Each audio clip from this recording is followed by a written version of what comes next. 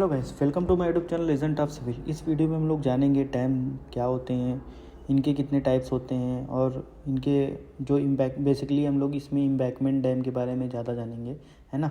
तो चलिए स्टार्ट करते हैं इंट्रोडक्शन से। तो बेसिकली डैम एक तरीके का बैरियर होता है जो कि रिवर के अक्रॉस बनाया जाता है ताकि हम लोग वाटर को स्टोर कर सकें। तो जो बेसिकली वाटर स्टोर होता है वो रिजर्वायर कहलाता है ना। रिजर्वायर के वाटर को हम लोग यूज़ करते हैं for electricity, irrigation, water supply, ठीक है, इन सब पर्पज़ के लिए यूज़ करते हैं। नाउ टाइप ऑफ डैम के बारे में जानते हैं। इसका क्लासिफिकेशन बहुत तरीके से कर सकते हैं। सबसे पहला हो गया हमारा डाइवर्जन डैम। डाइवर्जन डैम जैसे नाम से क्लियर है, हम लोग रिवर या वाटर को डाइवर्ट कर रहे हैं। जो इसका पहले मेन कोर्स ऐसे रहा होगा, माउस का कर्सर देखिए, यहाँ पे हमने डैम बनाया, डैम पानी वाटर को स्टोर किया और फिर उसके बाद यहाँ पे हमने हेड रेगुलेटर बना दिया, ठीक है, गेट वगैरह लगा दिए। अब पानी को हम लोग इधर से डाइवर्ट कर देंगे और पानी फिर क्या होगा, कैनाल के थ्रू चला जाएगा जहाँ पे हमें इरिगेशन करना है, ठीक है। नाउ अगर डाइवर्जन डैम का एक और पिक्चर देखें, ये भी सेम एग्जांपल है, थोड़ा सा डिफरेंट है। यहाँ पे हम लोग कैनाल नहीं टनल बना रहे हैं। तो यहाँ पे रिवर का कोर्स ऐसे था, यहाँ पे डैम बनाया, वियर बनाया, ठीक है, और फिर पानी को यहाँ पे कलेक्ट किया। फिर उसके बाद यहाँ पे टॉप लेफ्ट में एक स्ट्रक्चर देख रहे होंगे, इसको पावर इनटेक बोलते हैं। और फिर यहाँ पावर इनटेक से फिर एक टनल गई होगी जो कि हाइड्रो इलेक्ट्रिक पावर प्लांट में गई होगी, वहाँ से इसका वहाँ से हाइड्रो इलेक्ट्रिसिटी बन रही होगी, है ना। तो ये भी एक तरीके का डाइवर्जन डैम हो गया। फिर उसके बाद स्टोरेज डैम, नाम से क्लियर हो रहा है कि वाटर को स्टोर करने के लिए बनाते हैं। तो जितने भी डाइवर्जन डैम होते हैं वो एक्चुअली में वाटर को स्टोर ही कर रहे हैं। तो सारे डाइवर्जन डैम एक तरीके से स्टोरेज डैम ही हो गए। डिटेंशन डैम, टेलिंग डैम तो स्टोरेज डैम ही हो गए, है ना। फिर उसके बाद डिटेंशन डैम। डिटेंशन डैम ऐसे डैम होते हैं जो कि रेन वाटर की वजह से जो भी रन ऑफ होता है उसको कैच करने के लिए बनाते हैं। उसको मतलब फिर कलेक्ट कर सकें, ताकि फ्लड वगैरह बहुत आ जाते हैं कि किसी किसी इलाके में वाटर ज़्यादा बारिश हो जाने की वजह से। तो ऐसे एरिया में हम लोग डिटेंशन डैम बनाते हैं। उसके बाद टेलिंग डैम बनाते हैं हम लोग, ताकि इंडस्ट्रियल वेस्ट है उसको हम लोग कलेक्ट कर सकें एक जगह पे। वो कहीं जाके अपना जो म्यूनिसिपल वेस्ट है सीवर में या फिर रिवर में जाके वो नहीं, उसको ना मिले, ताकि इसलिए हम लोग इसको टेलिंग डैम बनाते हैं। अगर ना बनाए तो जो इसमें जो हार्मफुल केमिकल वगैरह होंगे वो जाके रिवर में मिल जाएंगे और फिर रिवर के वाटर को पोल्यूट कर देंगे, है ना। Now based on hydraulic design दो तरीके के अपने हो सकते हैं डैम। पहला होगा ओवरफ्लो और दूसरा होगा नॉन ओवरफ्लो। तो नॉन ओवरफ्लो स्पिलवे भी बोलते हैं और ओवरफ्लो स्पिलवे भी बोलते हैं। तो बेसिकली ओवरफ्लो का मतलब है जिसके ऊपर से पानी ओवरफ्लो करके निकल जाए। नॉन ओवरफ्लो का मतलब है जिसके ऊपर से पानी ओवरफ्लो ना कर पाए। इस पिक्चर में देख पा रहे होंगे यहाँ पे 1 2 3 4 5 ये इसको स्लूइस बे बोलते हैं, ठीक है। इसके ऊपर ब्रेस्ट वाल लगी होती है।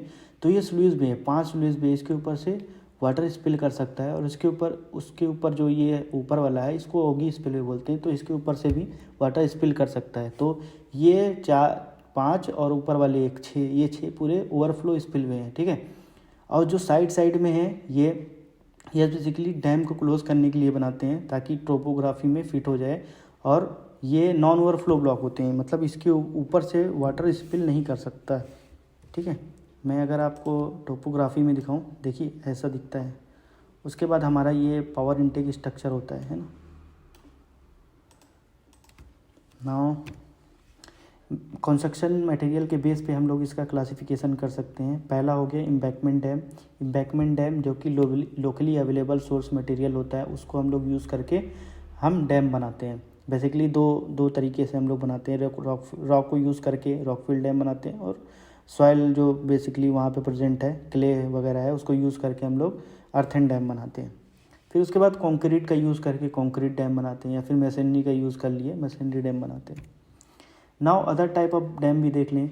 स्ट्रक्चरल स्टेबिलिटी के हिसाब से हमारा आर्च डैम होता है। अगर आप कहीं ऐसी जगह बना रहे हैं जहाँ पे साइड वाला जो रॉक है, अबटमेंट है, वहाँ पे रॉक बहुत अच्छी क्वालिटी की है, तो हम लोग आर्च डैम वहाँ पे बनाते हैं, ठीक है। उसके बाद बटरेस डैम, जैसा हम लोग ने नाम सुना होगा, काउंटर फोर्ट रिटेनिंग वॉल होती है। तो काउंटर फोर्ट बेसिकली हम लोग देते हैं किधर, जहाँ पे सॉयल रिटेन होता है उस साइड में हम लोग काउंटर फोर्ट देते हैं। उसके जस्ट अपोजिट में हम लोग बटरेस प्रोवाइड करते हैं। अगर उसकी वॉल की स्टेबिलिटी नहीं आ रही है तो हम लोग उसके अपोजिट टो साइड में हम लोग बटरेस देते हैं। तो यहाँ पे भी वही है, इसके डाउन स्ट्रीम में हम लोग ने बटरेस दिया ताकि इसकी स्टेबिलिटी इंश्योर हो। ठीक है, बेसिकली इसको डैम को इकोनॉमिकल हम लोग बनाते हैं, कंक्रीट ग्रेविटी डैम को, है ना। उसके बाद हमारा आता है सेटल डैम।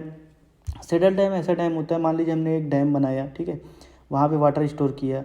अब वाटर एक लेवल पे स्टोर होगा, मान लीजिए कहीं ग्राउंड लेवल बहुत नीचे है, मान लीजिए 1000 के लेवल पे पानी स्टोर है, ठीक है, 1000 के लेवल पे पानी स्टोर है, और कहीं पे नेचुरली जो ग्राउंड लेवल है वो काफ़ी नीचे हो गया, मान लीजिए 800 पे हो गया, मतलब 200 मीटर का उसको नीचे वो काफ़ी वो हो गया, ठीक है, लो लेवल मिल गया। तो वहाँ पे हम लोग सेटल डैम बनाते हैं ताकि रिजर्वायर का जो पानी है उधर से बह के कहीं और ना निकल जाए।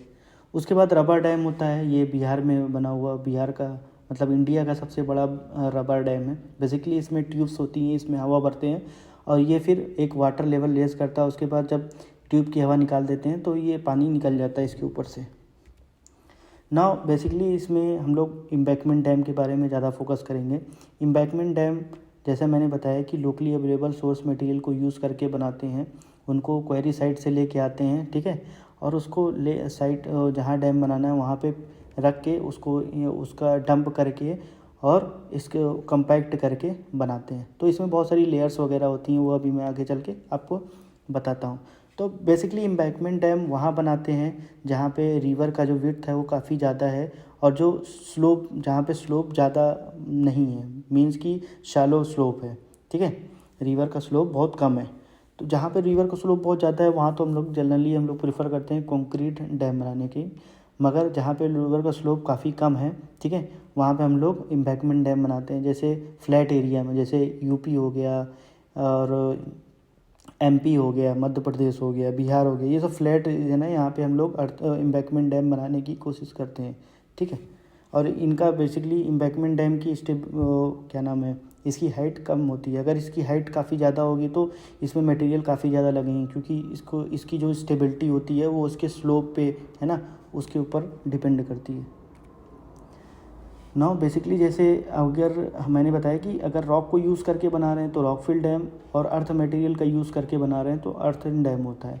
अर्थ मटेरियल में बेसिकली हम लोग क्ले का यूज़ करते हैं, ठीक है, और भी जो सैंड अलग अलग तरीके की फिल्टर मीडियम वगैरह है उसको यूज़ करके हम लोग बनाते हैं। आगे देखता हूँ, मैं दिखाता हूँ अभी। सो कंस्ट्रक्शन मोड के हिसाब से हम लोग फिर फर्दर क्लासीफाई कर सकते हैं एम्बैंकमेंट डैम को। सबसे पहला हो गया होमोजीनियस डैम। होमोजीनियस डैम मतलब कि एक सिंगल टाइप के मटेरियल का यूज़ करके हम लोग डैम बना रहे हैं। तो इस तरीके का डैम जो है बेसिकली हम लोग रॉकफिल डैम होता है, रॉक को ही यूज़ करके हम लोग बनाते हैं क्योंकि उसी से स्टेबिलिटी इंश्योर हो पाती है ना। तो चाहे हम लोग एम्बैंकमेंट डैम, चाहे रॉकफिल डैम बनाए, चाहे अर्थन डैम बनाए, उसमें एक लेयर हमें देनी होती है इम्परवियस लेयर की, ताकि जो वाटर है यहाँ अप स्ट्रीम से डाउन स्ट्रीम ना हो फ्लो हो पाए। अगर वाटर अप स्ट्रीम से डाउन स्ट्रीम होने का उसको पाथ मिल जाएगा तो फिर वो डैम फेल होने का चांसेस बढ़ जाएंगे, ठीक है। उसके बाद जोन्ड डैम होते हैं। जोन मतलब जो अलग अलग जोन, अलग अलग मटेरियल का यूज़ हम लोग करते हैं। जैसे बीच में हम लोग यहाँ पे देख पा रहे होंगे, बीच में इम्परवियस कोर यूज़ कर रहे हैं जिसमें क्ले होगा ऑब्वियसली। फिर उसके बाद ट्रांजिशन फ़िल्टर यूज़ करेंगे। फिर परवियस कोई भी मटेरियल जो लोकली अवेलेबल है उसको यूज़ करके करेंगे। फिर उसके बाद जो फेस होता है वहाँ पे हम लोग स्टोन प्रोटेक्शन, स्टोन लगाते हैं ताकि रिपीट ड्रॉ डाउन से वो ना हो पाए और जो इसका स्लोप है वो उसको प्रोटेक्ट कर सके, है ना। उसके बाद डायफ्राम टाइप जोन डैम होता है। ये भी बेसिकली एक सिंगल टाइप के हम लोग वो कर रहे हैं, है ना, सिंगल मटेरियल अगर यूज़ करके बना रहे हैं, मगर बीच में हम लोग क्या कर रहे हैं, एक कंक्रीट या फिर इम्परवियस लेयर का एक डायफ्राम टाइप का दे रहे हैं, ठीक है। डायफ्राम वाला आपने सुना होगा। तो इम्परवियस लेयर की एक लेयर दे रहे हैं ताकि वाटर का पर्कुलेशन अप स्ट्रीम से डाउन स्ट्रीम ना हो पाए। तो जो हमारा जोन्ड डैम होता है वो कुछ ऐसे होता है, बीच में इम्परवियस कोर होता है और फिर साइड साइड में ट्रांजिशन फिल्टर, ठीक है, और फिर हमारा जो स्लोप है, अप स्ट्रीम स्लोप है, उसको हम लोग प्रोटेक्ट करने के लिए हम लोग स्टोन की पिचिंग वगैरह करते हैं। और ऑब्वियस सी बात है डाउन स्ट्रीम में हम लोग रॉक टो या टो ड्रेन बोलते हैं इसको, उसको हम लोग प्रोवाइड करते हैं। हाँ जी। अब रॉकफिल डैम के का क्लासिफिकेशन अगर हम देखें, रॉकफिल डैम को जानना चाहें तो इस पिक्चर से अच्छे से आप समझ सकते हैं। इस पिक्चर को देखिए, ये मैंने कहा कि जो होमोजीनियस डैम होते हैं जनरली प्रेफर किए जाते हैं, रॉकफिल डैम बनाते हैं, मतलब रॉकफिल है ना, रॉक का यूज़ करके बनाते हैं, क्योंकि रॉक की स्टेबिलिटी, रॉक को अगर यूज़ करके बनाएंगे, कम्पैक्ट करके बनाएंगे तो वो उस मटेरियल भी कम लगेगा और स्टेबिलिटी भी ज़्यादा उसकी रहेगी, ठीक है। ये जो स्लोप होगा ये एक्चुअली में कम होगा, मगर वही अगर अर्थ डैम का यूज़ करते हैं तो इसकी बेस विड्थ काफ़ी बढ़ जाती है, ठीक है। ये बेस विड्थ है, ये काफ़ी बढ़ जाती है क्योंकि स्लोप बढ़ जाता है, ठीक है। तो रॉक को जब हम लोग यूज़ करते हैं, उसको कम्पैक्ट करते हैं, फिर भी हमें अपस्ट्रीम में लेयर देनी पड़ती है। अपस्ट्रीम में एक इम्परवियस लेयर देते हैं। अगर अपस्ट्रीम में कंक्रीट फेस दे रहे हैं, कंक्रीट की एक लेयर दे रहे हैं, तो उसको बोलते हैं हम लोग CFRD, concrete face rockfill dam. ये काफ़ी पॉपुलर डैम है, जो कि काफ़ी बनता है, काफ़ी पॉपुलर और काफ़ी इकोनॉमिकल डैम है ना। तो रॉकफिल डैम हो गया। अगर आप स्ट्रीम में हम लोग एस्फॉल्ट लेयर का यूज़ कर रहे हैं तो एस्फॉल्ट फेस रॉकफिल डैम हो गया। सेम अगर एस्फॉल्ट की लेयर हम लोग बीच में प्रोवाइड कर दें, बीच में भी करते हैं, तो जब इनको रॉकफिल डैम का एक डेडिकेटेड वीडियो बनेगा तो उसमें बताऊंगा। तो अगर बीच में भी करते हैं ना तो उसको हम लोग बोलते हैं एस्फॉल्ट फेस रॉकफिल डैम। ना यहाँ पे क्ले कोर रॉकफिल डैम हो गया, क्योंकि हम लोग क्ले मटेरियल का यूज़ कर रहे हैं एज अ इम्परवियस लेयर, ठीक है। इम्परवियस लेयर यहाँ पे क्ले का यूज़ कर लिया हमने, ठीक है। तो ये हो गया clay core rockfill dam. Obviously बात है, इसमें अलग अलग जो लेयर्स होंगी वो यूज़ करेंगे। सैंड हो गया, ग्रेवल हो गया, स्टोन हो गया, ठीक है। तो ये सारी चीज़ें हम लोग यूज़ करेंगे। नाउ इम्बैंकमेंट डैम के एक कंपोनेंट्स के बारे में जान लेते हैं। तो अब रिजर्वायर, अपस्ट्रीम में जो वाटर कलेक्ट होता है उसको हम लोग एक रिजर्वायर बनाता है। तो जो फेस वाटर के टच में रहता है उसको अपस्ट्रीम फेस बोलते हैं, और फिर उसके अपोजिट साइड वाले को डाउन स्ट्रीम फेस, ठीक है। तो डाउन स्ट्रीम फेस पे हम लोग यहाँ पे ये बर्म वगैरह देते हैं ताकि एक इधर से एक बैंक से दूसरे बैंक जाया जा सके, ठीक है। और उसके बाद सबसे बड़ी चीज़ इसमें होती है कि हम लोग स्पिलवे देते हैं, ठीक है। तो प्रिंसिपल स्पिलवे ऐसा स्पिलवे होता है जो कि अपस्ट्रीम का जो वाटर है उसको डाउन स्ट्रीम में लेके जाते हैं, ठीक है। क्यों लेके जाते हैं? अगर मान लीजिए अपस्ट्रीम में पानी हमने रोक दिया, डाउन स्ट्रीम में बिल्कुल पानी नहीं है, तो डाउन स्ट्रीम में इधर मान लीजिए जंगल होगा और पानी की जो एक्वेटिक लाइफ है वो डेंजर में आ जाएगी। तो हम कुछ ना कुछ मिनिमम फ्लो हम लोग इन्वायरमेंट की गाइडलाइन के हिसाब से मिनिमम फ्लो हम लोग अलाउ करते हैं ताकि रिवर में पानी बना रहे, सारे पानी को हम लोग रोक ना पाएँ, ठीक है। उसके बाद हमारा इमरजेंसी स्पिलवे होता है। मान लीजिए कभी पानी बहुत ज़्यादा बरस गया, बाढ़ आ गई, तो क्या होगा उस केस में? पानी इसमें रिजर्वायर में बढ़ने लगेगा, तो पानी अगर निकालेंगे नहीं क्या होगा? पानी इसके ऊपर से फ्लो कर जाएगा। एक बार ये जब पानी इसके ऊपर से अगर फ्लो कर जाएगा तो इम्बैंकमेंट डैम फेल होता है, ठीक है। 99% केस में इम्बैंकमेंट डैम फेल हो जाता है अगर पानी उसके ऊपर से फ्लो हो गया, जबकि कंक्रीट डैम में ऐसा नहीं होता। तो उसके लिए हम लोग इमरजेंसी स्पिलवे देते हैं ताकि हम लोग जब फ्लड जो वाटर है उसको हम लोग निकाल सकें इमरजेंसी केस में।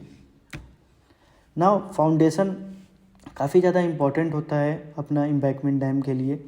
तो दो तरीके से होता है। अगर हमारा इम्परवियस फाउंडेशन है, ठीक है, इम्परवियस का मतलब यहाँ पे सैंड है, ठीक है, क्ले है, सिल्ट है, ये सारी चीज़ें हैं, ठीक है। तो वो क्ले नहीं, सैंड है, सिल्ट है, ये सारी चीज़ें हैं, ठीक है। तो फ्रैक्चर्ड स्टोन है, ठीक है। तो वहाँ से उस टाइप के हमारा जो इम्बैंकमेंट डैम रहता है उसमें जनरली हम लोग क्या करते हैं, डायफ्राम देते हैं, ठीक है।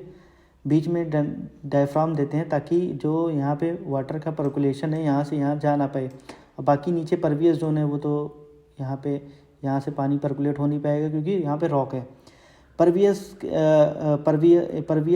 लेयर को हम लोग इम्परवियस बनाने के लिए एक डायफ्राम देते हैं।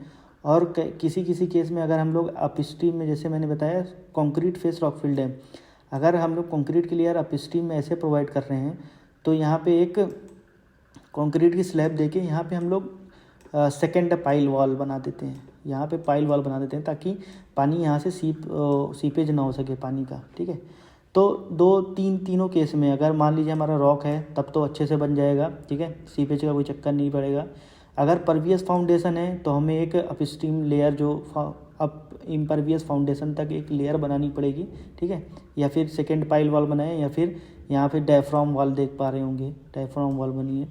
अगर इम्परवियस फाउंडेशन है तब भी कोई दिक्कत नहीं, हमने बस खाली ग्राउटिंग करके रॉक में उसको क्लोज कर देना होता है। ना फेलियर के बारे में देखते हैं। एम्बैंकमेंट डैम का जो फेलियर होता है वो 3 चीज़ों पे डिपेंड करता है मोटे मोटा। पहला हाइड्रोलिक फेलियर होता है, दूसरा सीपेज फेलियर होता है, स्ट्रक्चरल फेलियर होता है। तो सबसे ज़्यादा हाइड्रोलिक फेलियर होता है, जैसे जो देख पा रहे होंगे 40%, सीपेज 30% और स्ट्रक्चरल फेलियर 30% होता है। तो हाइड्रोलिक फेलियर काफ़ी ज़्यादा इम्पॉर्टेंट है। तो हाइड्रोलिक फेलियर जो एम्बैंकमेंट डैम में होता है वो काफ़ी ज़्यादा बहुत ज़्यादा इम्पॉर्टेंट है जब हाइड्रोलिक डिज़ाइन करते हैं इसकी, है ना। तो मैं एक पिक्चर ये दिखा रहा हूँ, ये एक टिपिकल डायग्राम है concrete face clay core earthen dam की, है ना।